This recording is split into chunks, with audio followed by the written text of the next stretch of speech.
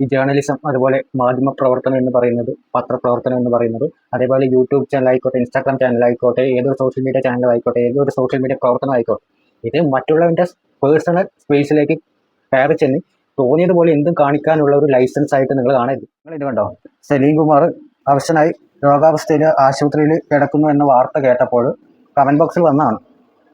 എന്നാലും ഞാൻ വായിക്കുന്നില്ല, നിങ്ങൾ തന്നെ വായിച്ചോ. എല്ലാവർക്കും നമസ്കാരം. മിസ്റ്റർ ഈസ്റ്റിന്റെ പുതിയൊരു എപ്പിസോഡിലേക്ക് ഏവർക്കും സ്വാഗതം.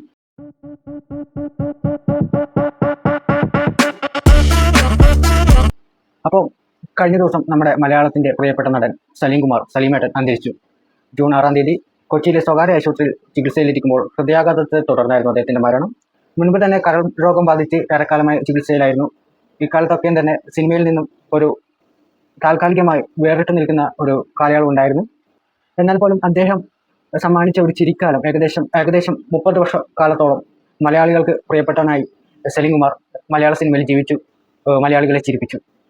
ഇന്ന് അദ്ദേഹം നമ്മളോടൊപ്പം ഇല്ല. കഴിഞ്ഞ ദിവസം അദ്ദേഹത്തിന്റെ മരണാനന്തര ചടങ്ങുകൾ കഴിഞ്ഞു. അപ്പം അതുമായി ബന്ധപ്പെട്ട കാര്യങ്ങൾ സംസാരിക്കാനാണ് ഇന്ന് വീഡിയോ നോക്കുന്നത്. അദ്ദേഹത്തിന്റെ കലാജീവിതത്തിന്റെ തുടക്കം എന്ന് പറയുന്നത് മിമിക്രിയിലൂടെയായിരുന്നു. പിന്നീട് സിനിമയിലേക്ക് വന്നു. അപ്പോൾ സിനിമയിലേക്ക് വന്നതിന് ശേഷം തുടക്ക കാലഘട്ടങ്ങളിലൊക്കെ തന്നെ കോമഡി വേഷങ്ങളായിരുന്നു അദ്ദേഹം കൈകാര്യം ചെയ്തു പോന്നിരുന്നത്. അദ്ദേഹം അതിമനോഹരമായി ചെയ്തു പോന്നു. ഇതിനിടയ്ക്ക് സീരിയസ് ആയ ചില വേഷങ്ങളും ചെയ്തു. ആദാമിന്റെ മകൻ അബു 2011 റിലീസായ ചിത്രമാണ്. ആ ചിത്രത്തിന് മികച്ച നടനുള്ള ദേശീയ പുരസ്കാരം ലഭിച്ചു. അത് നേടിയെടുക്കാനായിട്ട് അദ്ദേഹത്തിന് സാധിച്ചു. അതുപോലെ തന്നെ അതേ വർഷം തന്നെ അദ്ദേഹത്തിന് കേരള സംസ്ഥാന അവാർഡ് ലഭിച്ചു. അങ്ങനെ പല അവാർഡുകളും സ്വന്തമാക്കാനായി സാധിച്ച ഒരു നടനാണ് സലീം കുമാർ. തന്റെ മരണാനന്തര ചടങ്ങുകൾ നടന്നത് സ്വന്തം വസതിയിലായ ലാസം വില്ലയിലാണ്. ലാസം വില്ലയുടെ പരിസരത്ത് അദ്ദേഹത്തിന്റെ ചിതയ്ക്ക് മക്കളായ ആരോമലും ചന്തുവും തീ കൊളുത്തി. തികച്ചും മതപരമായ മറ്റു ചടങ്ങുകളൊക്കെ ഒഴിവാക്കിക്കൊണ്ട് തന്നെയായിരുന്നു സംസ്കാരം നടന്നത്. കാരണം അദ്ദേഹം നേരത്തെ തന്നെ പറഞ്ഞിരുന്നു, മതപരമായ യാതൊരുവിധ ചടങ്ങുകളും ഞാൻ മരിച്ചതിന് ശേഷം ചെയ്യാൻ പാടില്ല. അദ്ദേഹത്തിന്റെ ആഗ്രഹപ്രകാരം ബന്ധുക്കളും മക്കളും അത് അതേപടി ചെയ്യുകയായിരുന്നു. അദ്ദേഹത്തെ അവസാനമായി ഒരു നോക്ക് കാണാനായി നിരവധി പേർ, ആരാധകരും, സിനിമാ മേഖലയിൽ നിന്നുള്ളവരും രാഷ്ട്രീയത്തിൽ നിന്നുള്ളവരും അങ്ങനെ പലരും വന്നു ചേർന്നു അദ്ദേഹത്തിന് അന്ത്യാഞ്ജലി അർപ്പിച്ചു. മലയാള സിനിമയുടെ അഭിമാനമായ ഒരു കലാകാരൻ കൂടി വിടവാങ്ങിയിരിക്കുകയാണ്. തികച്ചും നികത്താൻ കഴിയാത്തൊരു നഷ്ടം തന്നെയാണ്. എന്നിരുന്നാലും ഈ കാര്യങ്ങളൊക്കെ പറയുമ്പോൾ തന്നെ ഇന്നലെ അവിടെ ആ മൃതസംസ്കാര ചടങ്ങിൽ ലാസം വില്ല തന്റെ വസതിയുടെ മുന്നിൽ നടന്ന ചില കാര്യങ്ങൾ ഒരുപാട് പേരെ വേദനിപ്പിക്കുകയുണ്ടായി. മാപ്ര എന്ന് സാധാരണയായി കളിയാക്കി വിശേഷിക്കാറുള്ള മാധ്യമങ്ങളുടെ ഒരു വേട്ട തന്നെയായിരുന്നു ഇന്നലെ അവിടെ കണ്ടത്. സ്വാഭാവികമായിട്ടും മരണം നടക്കുമ്പോഴും കല്യാണം നടക്കുമ്പോഴും അതുപോലെ മറ്റെന്തെങ്കിലും വിശേഷം നടക്കുമ്പോഴും ഒരു കാരണവുമില്ലാതെ, ഒരു കാര്യമില്ലാതെ, വിളിക്കാതെ, ക്ഷണിക്കപ്പെടാതെ വന്നെത്തുന്ന അതിഥി എന്ന് പറയുന്ന പോലെയാണ് ഈ സോഷ്യൽ മീഡിയ ഇൻഫ്ലുവൻസർമാരുടെ, അതേപോലെ തന്നെ എല്ലാവരെയും അടച്ചാക്ഷേപിക്കുന്നത് ശരിയല്ല. പക്ഷേ ഒരുപാട് പേര് ഇത്തരം മറ്റുള്ളവരുടെ വൈകാരിക നിമിഷങ്ങൾ മനസ്സിലാക്കാതെ, അവരുടെ മനോനില മനസ്സിലാക്കാതെ, സാഹചര്യം മനസ്സിലാക്കാതെ പ്രവർത്തിക്കുന്ന കുറേ അധികം ഈ ഇത്തരത്തിലുള്ള മാധ്യമ പ്രവർത്തകരുണ്ട്, സോഷ്യൽ മീഡിയ ഇൻഫ്ലുവൻസേഴ്സ് ഉണ്ട്, യൂട്യൂബേഴ്സ്. അവരുടെ അത്തരം ചെയ്തികൾ ഇന്നലെ അവരുടെ വീട്ടുകാരെ, അവരുടെ കുടുംബക്കാരെ, ബന്ധുക്കളെയൊക്കെ വേദനിപ്പിക്കുന്ന ഒരു സ്ഥിതി ഉണ്ടായി. ഇതേ തുടർന്ന് സലീം കുമാറിന്റെ മകൻ ചന്തു സലീം മാധ്യമങ്ങൾക്ക് നേരെ ആക്രോശിക്കുന്നതായിട്ട് നമ്മൾ കണ്ടു. ഒരു തീരെ ഗതികെട്ട ഒരു അവസ്ഥയിലാണ് ചന്തു അവർക്ക് നേരെ തിരിഞ്ഞ് പ്രതികരിക്കാൻ മുതിർന്നത്. ഒരാൾ മരിച്ചു കിടക്കുന്ന സമയത്ത് അവിടെ മീഡിയ വരുന്നത് സ്വാഭാവികമാണ്. ആ മീഡിയക്ക് ഒരു കൃത്യമായൊരു പ്രൈസും കൊടുത്തിട്ടുണ്ട്. പക്ഷെ അത് വിട്ട് അതിര് കടന്ന് വരുന്ന ചില ആൾക്കാർ, മൊബൈൽ ക്യാമറയും പിടിച്ചിട്ട് വരുന്ന ആൾക്കാർ, അവരുടെ ഉദ്ദേശം എന്ന് വെച്ചാൽ ഒരു ചീപ്പ് പബ്ലിസിറ്റി, ഒരു ആഘോഷം. ഒരാൾ മരിച്ചു കിടക്കുമ്പോൾ ആരാൻ്റെ അമ്മയ്ക്ക് ഭ്രാന്ത് പിടിക്കുമ്പോൾ കാണാൻ നല്ല ശീലം എന്ന് പറഞ്ഞ പോലെ ഒരു മാനസിക വൈകൃത എന്ന് പറയാം. മറ്റുള്ളവരുടെ ഇമോഷൻസിന് യാതൊരു വിലയും കൊടുക്കാതെ അവിടെ വന്ന് ക്യാമറ വെച്ച് അത് ക്യാപ്ചർ ചെയ്യുക. ഒരാൾ മരിച്ചു കിടക്കുന്നതാണ്. അവിടെ ബന്ധുക്കൾക്ക് അവരുടേതായ ഒരു സ്പേസ് കൊടുക്കണം, അവരുടെ കർമ്മങ്ങൾ നടത്താൻ ഒരു സ്പേസ് കൊടുക്കണം, ഒരു മര്യാദ കാണിക്കണം. അതൊന്നുമില്ലാതെ പ്രവർത്തിക്കുന്ന ഇത്തരം മാധ്യമങ്ങളുടെ ദുഷ്പ്രവൃത്തി, അവരുടെ ഒരു പ്രവണത, വൈകാരികമായ യാതൊരു കാര്യങ്ങളും മനസ്സിലാക്കാതെ ചെയ്യുന്ന ഇത്തരം പ്രവർത്തികൾ ഒരുപാട് പേരെ വേദനിപ്പിച്ചു. അത് ഇപ്പം സോഷ്യൽ മീഡിയയിൽ വൈറൽ ആയിക്കൊണ്ടിരിക്കുകയാണ്. അപ്പൊ അതിനെതിരെ പ്രതികരിച്ചതിന് ഇപ്പം ചന്തു സലീം കുമാറിനും എതിരെയായിട്ട് പലരും പല രീതിയിലുള്ള കമന്റ്സും പറയുന്നുണ്ട്. അനുകൂലിക്കുന്നവരുണ്ട്. എന്നാൽ പലരും ഇതിനെ തെറ്റായി, നിനക്കെന്തൊരു ജാടയാള എന്നുള്ള രീതിയിൽ പറയുന്ന ആൾക്കാരുണ്ട്. അവരുടെയൊക്കെ ഒരു മനോനില എന്താണെന്നുള്ള കാര്യമാണ് മനസ്സിലാകാത്തത്. പിന്നെ ഇതൊക്കെ സ്വാഭാവികമാണ്. ഇത് ഇപ്പോൾ ഇന്നത്തെ കാലത്ത് ഇത്തരം ആളുകൾ ഒരുപാടുണ്ട്. ഒന്നും ചെയ്യാനില്ല, വേറെ ഒന്നും ചെയ്യാനുള്ള ഒരു അവസ്ഥയിലൂടെയാണ് നമ്മൾ കടന്നു പോയിക്കൊണ്ടിരിക്കുന്നത്. എന്തായാലും ആ വീഡിയോ ദൃശ്യങ്ങൾ നമുക്കൊന്ന് കാണാം.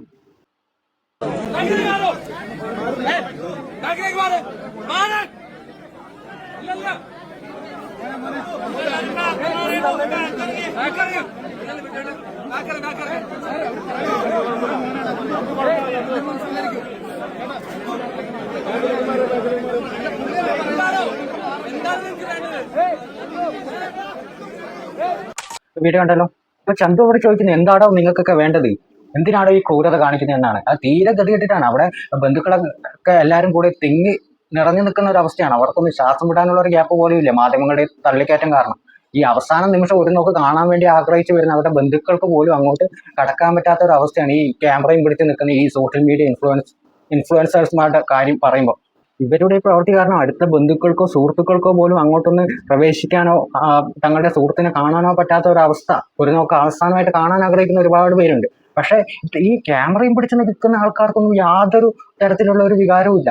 തങ്ങൾക്ക് അവരുടെ ആ മരണാനന്തര ചടങ്ങ് ഫോട്ടോ എടുക്കണം, വീഡിയോ എടുക്കണം, അത് സോഷ്യൽ മീഡിയയിൽ പോസ്റ്റ് ചെയ്യണം. കുറെ ആൾക്കാർ അവിടെ നിന്ന് ചിരിക്കുന്നൊക്കെ ഉണ്ട്. ഒരു മരണ വീട്ടിൽ പോയാൽ എങ്ങനെ ബിഹേവ് ചെയ്യണം എന്ന് ഒരു തരത്തിലും ഒരു മര്യാദ കാണിക്കാത്ത, മനുഷ്യത്വം കാണിക്കാത്ത സമൂഹം. എന്തായാലും മാധ്യമങ്ങളുടെ ഈ ഒരു നുഴഞ്ഞുകയറ്റം, ഈ ഒരു മറ്റുള്ളവരുടെ പേഴ്സണൽ സ്പേസിലേക്കുള്ള ഈ ഒരു നുഴഞ്ഞുകയറ്റത്തെ, അവരുടെ പേഴ്സണൽ ആയിട്ടുള്ള കാര്യങ്ങൾ അവരറിയാതെ ഒപ്പിയെടുക്കുന്ന, അല്ലെങ്കിൽ അവരോട് ചോദ്യങ്ങൾ ചോദിക്കുന്ന ചില മാധ്യമങ്ങളെ വിമർശിച്ചുകൊണ്ട് ഈ നമ്മുടെ ഡയറക്ടർ ലാൽ ജോസ് സംസാരിച്ചിട്ടുണ്ടായിരുന്നു. ആ വീഡിയോ കൂടെ നമുക്കൊന്ന് നോക്കാം. നമ്മളിപ്പോൾ എന്തെങ്കിലും നമ്മൾ അതിനെ എതിർത്ത് പറഞ്ഞു കഴിഞ്ഞാൽ പിന്നെ എല്ലാവരും കൂടി നമ്മളെ അറ്റാക്ക് ചെയ്യാൻ വരും, ഈ സോഷ്യൽ മീഡിയയിൽ അറ്റാക്ക് ചെയ്യാൻ വരും. പക്ഷേ റിയാലിറ്റി എന്നുള്ളത് നിങ്ങളുടെ വീട്ടിൽ നിങ്ങൾക്ക് സംഭവിക്കുമ്പോഴേ മനസ്സിലാവുള്ളൂ. അത് മാത്രമല്ല, ലോകത്ത് എല്ലാ സ്ഥലത്തും വ്യക്തിപരമായ സ്പേസിന് വലിയ വാല്യൂ ഉണ്ട്. അപ്പോൾ ഇത് ഒരു ക്യാമറയുമായിട്ട് നിങ്ങളൊരാളുടെ പേഴ്സണൽ സ്പേസിലേക്ക് കയറുന്നതിന് മുമ്പ് നിങ്ങൾ അനുവാദം മേടിക്കേണ്ടതുണ്ട്. അനുവാദമില്ലാതെ നിങ്ങൾക്ക് കയ്യിൽ ക്യാമറയുണ്ട്, നിങ്ങൾ ജേർണലിസ്റ്റുകളാണെന്ന് പറഞ്ഞിട്ട് എവിടെയും ചെന്ന് കയറാമെന്നുള്ള ഒരു ധാരണയൊക്കെ തെറ്റാണ്. അതിന് നിയമനിർമ്മാണം ഉണ്ടാവണം. ഒന്നാമത് എനിക്ക് തോന്നുന്നു ലൈസൻസ് വേണം. ഈ ഒരു മൊബൈൽ ഫോണുമായിട്ട് എവിടെയും ആ സ്ഥലത്തെ വൈകാരികമായ അവസ്ഥ എന്താണെന്ന് പോലും നോക്കാതെ ഒരാളുടെ പേഴ്സണൽ സ്പേസിലേക്ക് മൊബൈലായിട്ട് ഇത് മാത്രമല്ലല്ലോ, ഇപ്പോൾ ഈ പെൺകുട്ടികളൊക്കെ സിനിമയിൽ അഭിനയിക്കുന്ന പെൺകുട്ടികളൊക്കെ എയർപോർട്ടിൽ നിന്ന് വരുമ്പോൾ, ജിമ്മിലേക്ക് പോകുമ്പോൾ, ജിമ്മിൽ നിന്ന് വരുമ്പോൾ ഒക്കെ മൊബൈലുമായിട്ട് ഒരു സംഘം ആളുകൾ ഇങ്ങനെ നിൽക്കുകയാണ്, അവരുടെ എല്ലാ പ്രൈവസിനെയും ഇതാക്കിക്കൊണ്ട്. എന്നിട്ട് ചോദിക്കുന്ന ചോദ്യങ്ങൾ, ഈ കഴുത്തിൽ കിടക്കുന്ന മാലയുടെ ലോക്കറ്റ് നല്ല ഭംഗിയുണ്ട്, ഈ ഇത് എവിടെ നിന്ന് മേടിച്ചതാണെന്നൊക്കെ പോലെയുള്ള ഊള ചോദ്യങ്ങളുമായിട്ട് ഒരു സംഘം ഹൂളിഗൻസാണ് വന്ന് നിൽക്കുന്നത്. അത് നിയമം മൂലം തടയേണ്ടതാണ്. സർക്കാരിന് ബാധ്യതയുണ്ട്. ഒരു അദ്ദേഹം പറഞ്ഞത് വളരെ കറക്റ്റാണ്. നമ്മളിപ്പോൾ എന്തെങ്കിലും ഒരു കാര്യം എതിർത്ത് പറഞ്ഞു കഴിഞ്ഞാൽ എല്ലാവരും കൂടെ നമ്മളെ അറ്റാക്ക് ചെയ്യാൻ വേണ്ടി വരും. സ്വന്തം കുടുംബത്തിൽ നടക്കുമ്പോൾ മാത്രമാണ് ഇത്തരത്തിലുള്ള ഒരു പ്രശ്നത്തിന്റെ ഗൗരവം ആളുകൾ മനസ്സിലാക്കിയുള്ളൂ. മറ്റുള്ളവരുടെ കാര്യത്തിലാകുമ്പോൾ എന്തുവാ ആ ഒരു നിലപാടിലാണ് ആൾക്കാർ പോയിക്കൊണ്ടിരിക്കുന്നത്. അതുപോലെ തന്നെ അദ്ദേഹം പറഞ്ഞ പോലെ ശരിക്കും പറഞ്ഞാൽ ഇത്തരത്തിലുള്ള ഒരു മറ്റുള്ളവരുടെ പ്രൈവസിയിൽ കയറുന്നതിന് കൃത്യമായ ഒരു നിയമനിർമ്മാണം ആവശ്യമാണ്. ഒരു ലൈസൻസ് ഒക്കെ കിട്ടിയതിന് ശേഷം മാധ്യമ പ്രവർത്തനം അല്ലെങ്കിൽ സോഷ്യൽ മീഡിയ ഇൻഫ്ലുവൻസേഴ്സിന് മറ്റുള്ളവരുടെ കാര്യങ്ങൾ ക്യാപ്ചർ ചെയ്യാൻ, അവരുടെ കാര്യങ്ങൾ സ്പേസിലേക്ക് കടന്നു ചെല്ലാനുള്ള ഒരു അനുവാദത്തിന് ഒരു നിയന്ത്രണം വെക്കേണ്ടതാണ്. അത് ശരിക്കും പറഞ്ഞ ഒരു നിയമനിർമ്മാണം വേണം എന്ന് തന്നെയാണ് എൻ്റെ പ്രശ്നം. സോഷ്യൽ മീഡിയയിൽ അഭിപ്രായം പറയാമെന്ന് വെച്ചാൽ പോലും ഇപ്പോൾ പലരും ചെയ്യുന്ന കാര്യമാണ്. ഇപ്പോൾ ഒരു സോഷ്യൽ മീഡിയ, ഒരു യൂട്യൂബ് ചാനൽ ആയിക്കോട്ടെ, ഇൻസ്റ്റാഗ്രാം ആയിക്കോട്ടെ, ഇതിൻ്റെയൊക്കെ കമന്റ് ബോക്സിൽ പോയി കഴിഞ്ഞാൽ നമുക്ക് അഭിപ്രായ സ്വാതന്ത്ര്യം ഉണ്ടല്ലോ. എന്ത് അഭിപ്രായം പറയാമെന്ന് പറഞ്ഞാൽ ബോഡി ഷെയിമിങ്, ആളുകളെ വല്ലാതെ തെറിവിളിക്കുക, ഇത്തരത്തിലുള്ള പ്രവണതകളാണ് നമ്മൾ കണ്ടുവരുന്നത്. അപ്പോൾ എനിക്കൊരു വീഡിയോ ഇഷ്ടപ്പെട്ടില്ല എന്ന് വിചാരിക്കുക, ഒരാളുടെ വീഡിയോ അടുത്ത ദിവസം ഞാൻ കണ്ടു, അത് എനിക്ക് ഇഷ്ടപ്പെട്ടില്ല. ഒരു 2-3 ദിവസം തുടർച്ചയായി കാണുമ്പോൾ എനിക്ക് മനസ്സിലായി ഇയാൾ ഇന്ന വീഡിയോ ആണ്, ഇന്ന രീതിയിലാണ് ചെയ്യുന്നത്. അപ്പോൾ അയാളുടെ പെർഫോമൻസ് ആയിക്കോട്ടെ, ഡാൻസ് ആയിക്കോട്ടെ, പാട്ടായിക്കോട്ടെ, ഷോർട്ട് ഫിലിം ആയിക്കോട്ടെ, എന്തും ആയിക്കോട്ടെ, അതൊന്നും രസമില്ല. പക്ഷെ എനിക്കത് ഇഷ്ടപ്പെട്ടില്ല എന്ന് പറയുമ്പോൾ എൻ്റെ അഭിപ്രായം ഞാൻ എഴുതേണ്ട മാന്യമായ രീതി, എനിക്കത് ഇഷ്ടപ്പെട്ടില്ല, ഇന്ന കാരണങ്ങൾ കൊണ്ട് ഇഷ്ടപ്പെട്ടില്ല എന്ന് പറഞ്ഞു പോവുകയാണ് വേണ്ടത്. അതല്ലാതെ അവരെ ബോഡി ഷെയിം ചെയ്യുന്ന രീതിയിലോ അല്ലെങ്കിൽ അവരെ തെറി വിളിക്കുകയോ അവരുടെ കുടുംബക്കാരെ പറ്റി സംസാരിക്കുകയോ ചെയ്യുന്ന രീതിയിലൊന്നും നമുക്ക് എഴുതാനുള്ള അവകാശമില്ല. പക്ഷെ പലരും ചെയ്യുന്ന കാര്യം അതാണ്. എന്തിനാണ് പിന്നെ നിങ്ങൾക്ക് ഒരാൾ 1, 2, 3 തവണ കണ്ടു, അപ്പം അയാൾ ചെയ്യുന്ന മനസ്സിലായി ഇത് കൊള്ളത്തില്ല, ഇത് കൊള്ളില്ലെങ്കിൽ പിന്നെ അത് സ്ക്രോൾ ചെയ്ത് പോകാൻ ഉള്ളതല്ലേ ചെയ്യേണ്ട കാര്യം. അത്തരത്തിലുള്ള മര്യാദ പോലും കാണിക്കാതെ, അത്തരത്തിലുള്ള സെൻസ് പോലും കാണിക്കാത്ത ഒരുപാട് പേരുണ്ട്. എന്തിനാണ് ആവശ്യമില്ലാതെ ഈ വീഡിയോ കണ്ട് മോശമാണെന്ന് മനസ്സിലാക്കി കഴിഞ്ഞാൽ പോയിട്ട് മോശമാണെന്ന് പറയുന്നതിന് പകരം അടുത്ത ദിവസം ഞാൻ കാണും, എന്നിട്ട് എനിക്ക് അവനെ 2 തെറി പറയണം അല്ലെങ്കിൽ അവളെ 2 തെറി പറയണം എന്ന് പറഞ്ഞ് ആൾക്കാർ ആ വീഡിയോയുടെ അടിയിൽ പോയി കമന്റ് ഇടുകയാണ്. അത്തരത്തിലുള്ള ഒരു സമൂഹമാണ് ഇന്ന് നമുക്കുള്ളത്. അതേ പ്രവണത തന്നെയാണ് ഇന്ന് ഈ മരണാനന്തര ചടങ്ങ് നടക്കുന്ന സമയത്തും കാണുന്നത്. മറ്റുള്ളതിൻ്റെ സ്പേസിൽ പോയിട്ട് എനിക്ക് എന്ത് തോന്നിയ ദിവസം കാണിക്കാം, അതിൻ്റെ കുഴപ്പം അല്ലേ? ആരും ചോദിക്കാനും ഇല്ല, പറയാനില്ല. എന്തായാലും അദ്ദേഹത്തിൻ്റെ മരണത്തിൽ ഞാനും എൻ്റെ അനുശോചനം അറിയിക്കുകയാണ്. അപ്പോൾ ഇന്നത്തെ വീഡിയോ ഇത്രയേ ഉള്ളൂ. നമുക്ക് അടുത്ത ദിവസം വീണ്ടും കാണാം. അതുവരെയും